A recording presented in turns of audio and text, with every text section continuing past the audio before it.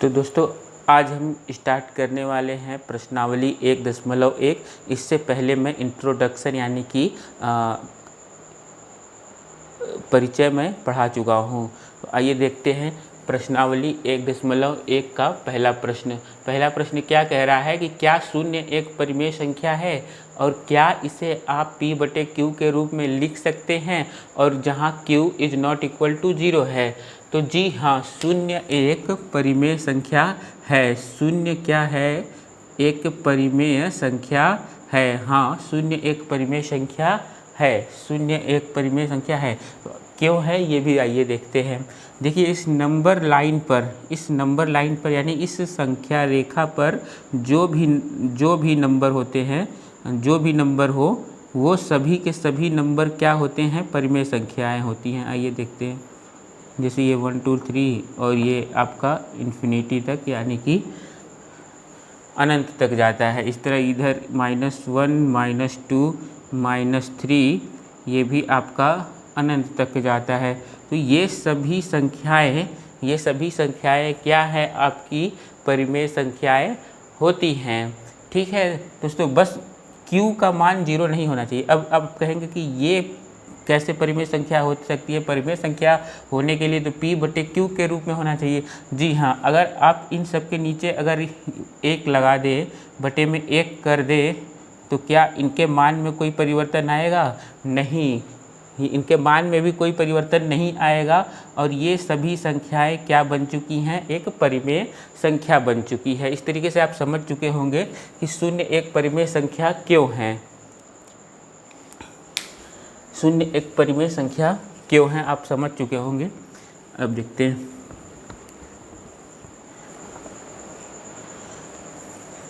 इसे आप p/q के रूप में लिख सकते हैं। तो चलिए शून्य को p/q के रूप में लिखते हैं। p/q के रूप में लिखते हैं। तो 0/1। देखिए शून्य के नीचे अगर 1 लगा देंगे तब भी मान 0 ही रहेगा और ये p/q के रूप में भी आ गया है। ठीक है, तो इसको इस तरह लिख सकते हैं। और देखिए यहाँ q 0 नहीं है, q 0 नहीं है, बल्कि q का मान कितना है? 1 है। ये p का मान, ये q का मान। ठीक है, तो इस तरीके से पहला प्रश्न हल होता है।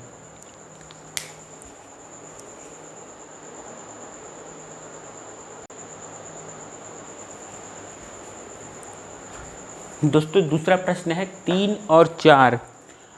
3 और 4 के बीच में 6 परिमेय संख्याएं बताइए। 3 और 4 के बीच में 6 परिमेय संख्याएं बताइए। अगर आपने मेरा पहला वीडियो देखा होगा तो आपको ये सवाल करने में कोई भी परेशानी नहीं आएगी या कोई भी प्रॉब्लम नहीं आएगी। चलिए देखते हैं कैसे हल करेंगे। देखिए 3 और 4 के बीच में 6 परिमेय संख्याएं बताना है। तो ठीक है, देखते हैं 3 और 4। तो देखिए यहाँ पर क्या है? 4 जो है 4 इज ग्रेटर देन 3। ठीक है, 4 इज ग्रेटर देन 3। तो ये आपका y हो जाएगा और ये आपका x हो जाएगा। ठीक है, तो सबसे हम ये परिमेय संख्याएं होती कौन कौन सी हैं आइए वो देख लेते हैं। तो कितनी बतानी है? 6 बतानी है। ठीक है, तो वो परिमेय संख्याएं कौन कौन सी होंगी? वो होंगी x धन d, x धन 2d, x धन 3d और x धन 4d और x धन 5d और x धन 6d। ठीक है, x धन 6d होगा। ठीक है दोस्तों, अब इस में ये तो हो गया। अब चलिए d का मान निकालते हैं। तो d का मान हमें पता है कि क्या होता है।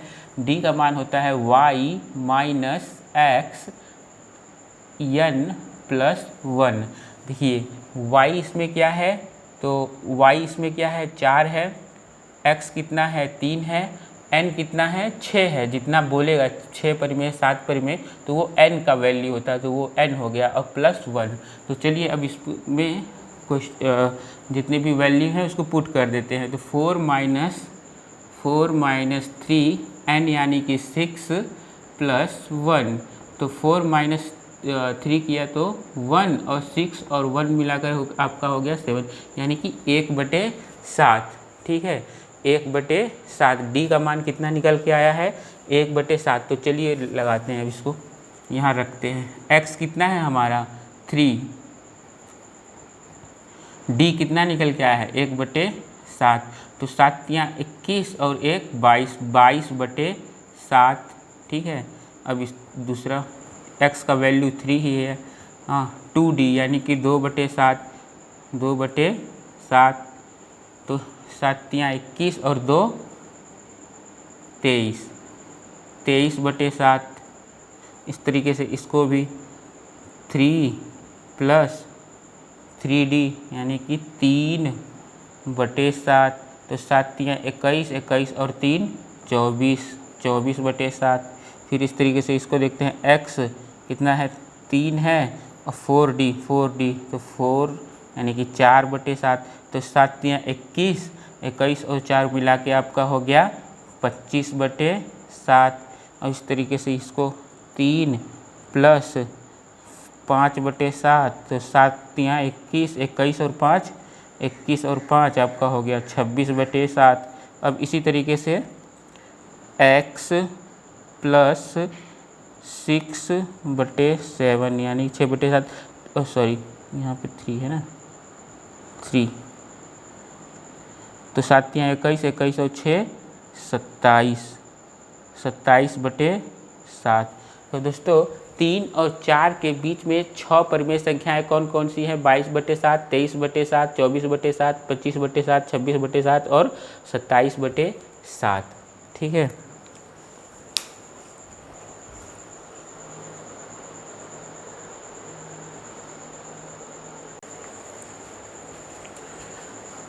आइए देखते हैं तीसरा प्रश्न।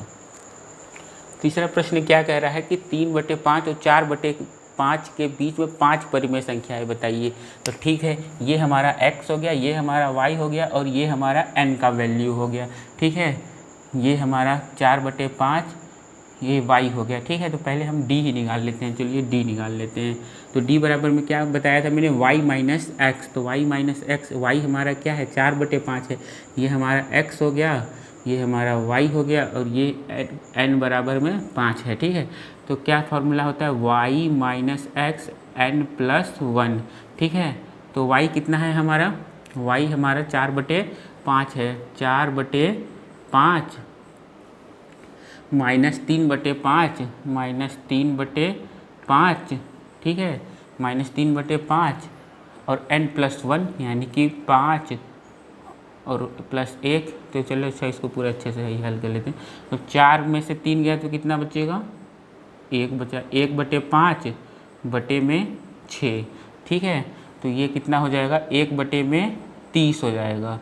1/30। अच्छा, इसको भी कई लोग सॉल्व नहीं कर पाते हैं। चलिए इसको और अच्छे से सॉल्व करा देते हैं। बीच में ही करना चाहिए था इसको। देखिए ये आ गया। तो अब देखिए क्या हो रहा है यहाँ, ध्यान से देखिए। 1/5 का भाग 6 से हो रहा है। ठीक है, तो जो भाग होता है वो अगले लाइन में क्या बन जाता है?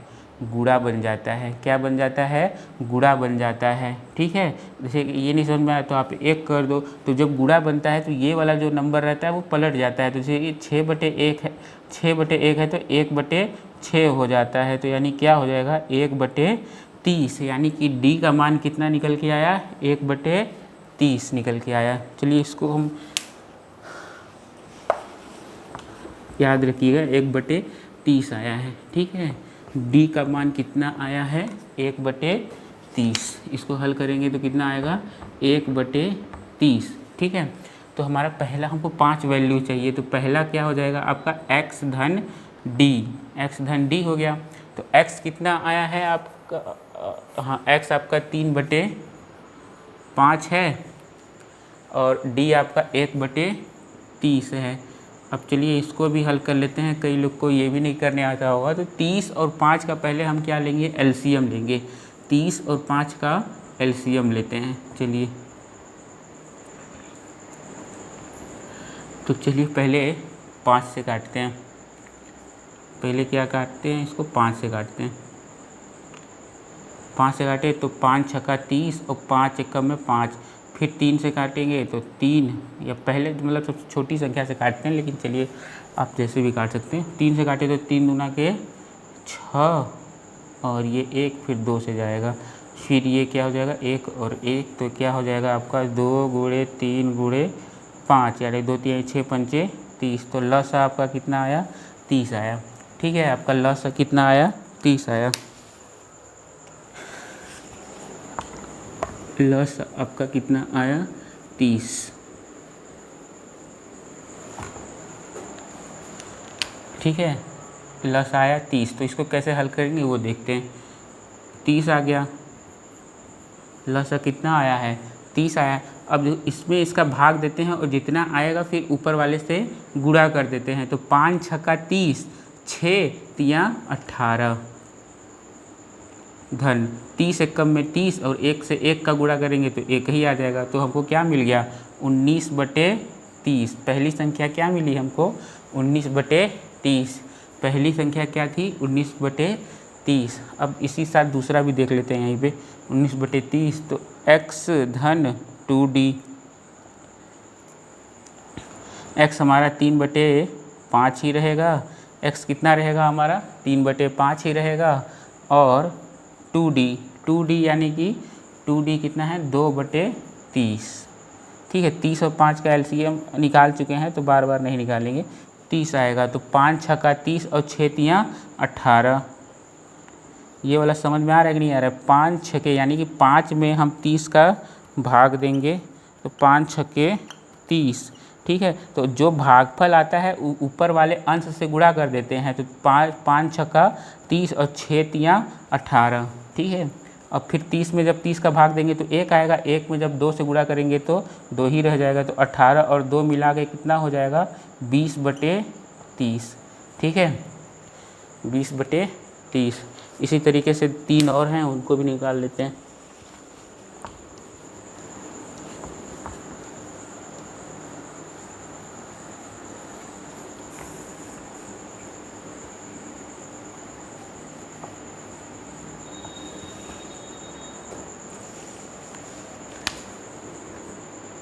x धन 3d, चलिए हल कर लेते हैं। x का वैल्यू कितना है 3/5 + 3d यानी कि 3/30। 5 और 30 का एलसीएम कितना हो जाएगा 30 ही हो जाएगा। 5 छक्का 30 और 6 तिया 18 और धन 30 में 30 का भाग देंगे तो 1 गुणे 3 तो 3 ही हो जाएगा। तो 18 और 3 मिला के कितना हो जाएगा आपका 21/30। ठीक है, इसी तरह और जगह तो नहीं है, इसको फिर से करते हैं।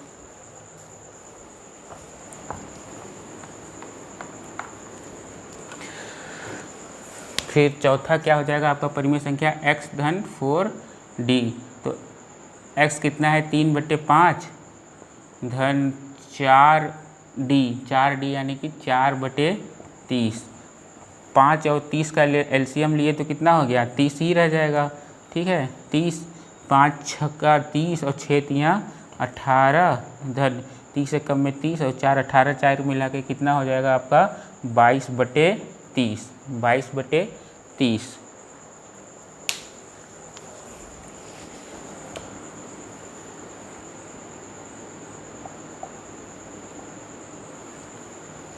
और लास्ट x धन 5d।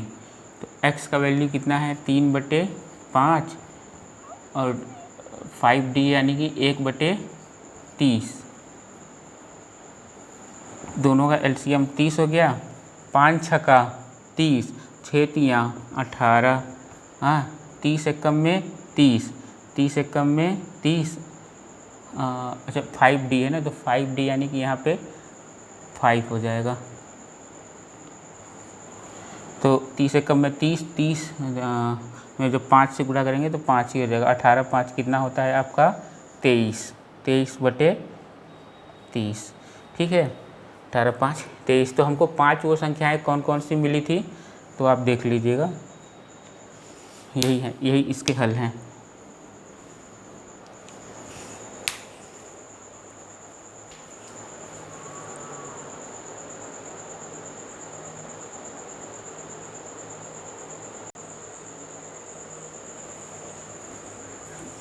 तो चलिए देखते हैं, लास्ट प्रश्न है। इसमें हमें बताना है कि दिए हुए कथन सत्य है अथवा असत्य। तो चलिए पढ़ते हैं और फिर करते हैं। क्या है, प्रत्येक प्राकृतिक संख्या क्या एक पूर्ण संख्या होती है? तो चलिए इसको देखते हैं, सत्य है कि असत्य है। तो इसके लिए हमको ये देखना होगा 0, 1, 2, 3, 4 और 5। ठीक है, तो इस तरीके से ये चलता चला जाएगा। तो ये देखिए, ये सब क्या संख्याएं हैं? प्राकृतिक संख्याएं हैं। ठीक है, और लेकिन ये तो आपकी प्राकृतिक संख्या है, लेकिन अगर इस पूरे को मिला दिया जाए तो ये बन जाती है हमारी पूर्ण संख्या। क्या बन जाती है? पूर्ण संख्या। लेकिन ये केवल क्या है? प्राकृतिक संख्या। प्राकृतिक संख्या है।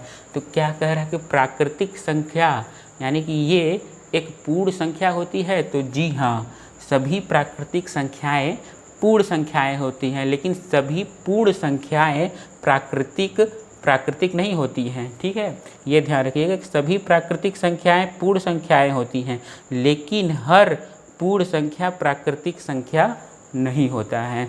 ठीक है, तो इसका उत्तर क्या हो जाएगा? सत्य। क्या हो जाएगा?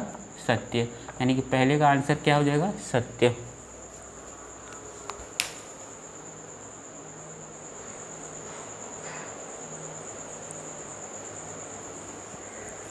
तो दूसरा कथन क्या है कि प्रत्येक पूर्णांक एक पूर्ण संख्या होती है। प्रत्येक पूर्णांक एक पूर्ण संख्या होती है। तो देखिए सत्य है कि असत्य है, ये चलिए चेक करते हैं। तो ये हो गई संख्या रेखा, ये हो गया 0 हो गया, ये 1, 2, 3 एंड इधर हो गया -1, -2 एंड -3। ठीक है, -2, -3। तो देखिए ये जो होता है ये हो गया आपका प्राकृतिक संख्या, ये पूरा हो गया आपका पूर्ण संख्या, और ये पूरा मिला करके हो गया पूर्णांक। ठीक है, ये आपका है पूर्णांक। ठीक है, तो क्या कह रहा है कि प्रत्येक पूर्णांक एक पूर्ण संख्या होती है। तो देखिए पूर्णांक क्या एक पूर्ण संख्या हो सकती है? प्रत्येक पूर्णांक की बात कर रहा है, न कि इधर वाली बात कर रहा है। तो क्या ये संख्याएं क्या पूर्ण संख्याएं हैं?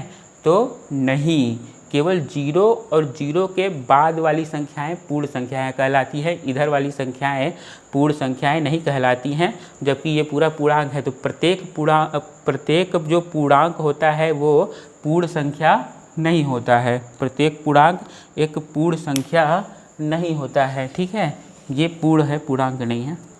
यहाँ पे ये आपका क्या है? पूर्ण संख्या है, ये आपका पूर्ण संख्या है। ठीक है, तो अब समझ में आ गया होगा कि इसका उत्तर क्या होगा? प्रत्येक पूर्णांक एक पूर्ण संख्या होती है? तो जी नहीं, प्रत्येक पूर्णांक एक पूर्ण संख्या नहीं होता है, यानी कि असत्य।